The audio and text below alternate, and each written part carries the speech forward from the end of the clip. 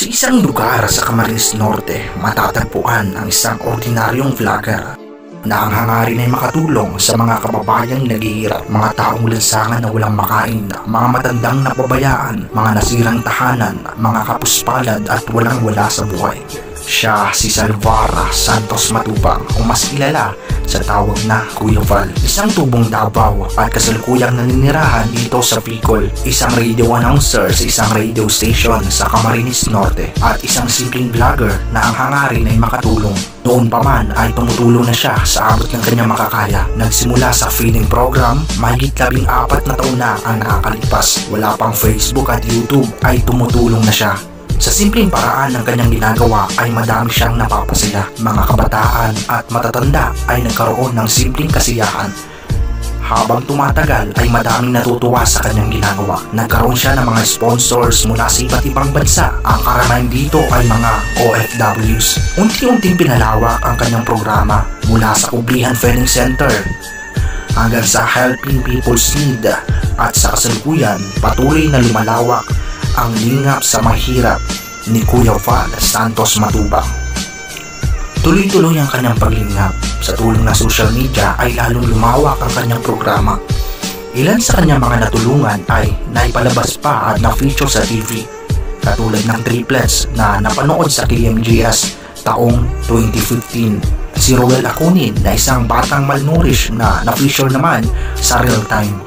Ang matandang kargador na si Lolo Ben na na-feature naman sa brigada ng GMA7 at marami pang iba. Sa kanyang simpleng pag-video at pag-upload sa social media ay nakakarating ito sa mga sponsors na voluntaryo namang nagpapaabot ng tulong, at pag may nagpadala ay agad-agad nakakarating sa kanyang tinutulungan. Bakit nga ba siya nag-video? Tanong ng karamihan. Simple lang ang kanyang kasagutan. Gusto niya na makita ng tao na nakakarating ang ipinapadalang tulong at upang magbigay din ng inspirasyon sa iba. Sa kanyang pagtulong ay marami siyang nakilala, mga pamilyang naghihirap. Isa na rin sa kanyang mga natulungan ay 4 na magkakapatid na iniwan ng nanay at sobrang sira na at nakalubog na ang kanilang bahay.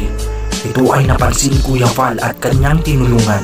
Sa kasalukuyan ay maayos na ang kanilang pamumuhay. Maganda na din ang kanilang tahanan.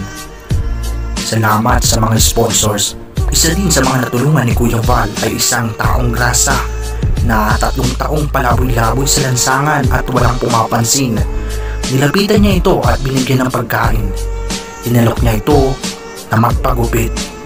Nang ito'y magupitan na at in-upload niya sa social media, ay nakilala ito ng kanyang mga kamag-anak at kinontak si Kuya Val. At dahil doon sa kanyang ginawa, isang pamilya ang nabuo. Dahil sa gupit, nagkalapit. Ilan lang yan sa mga natulungan ni Kuya Val.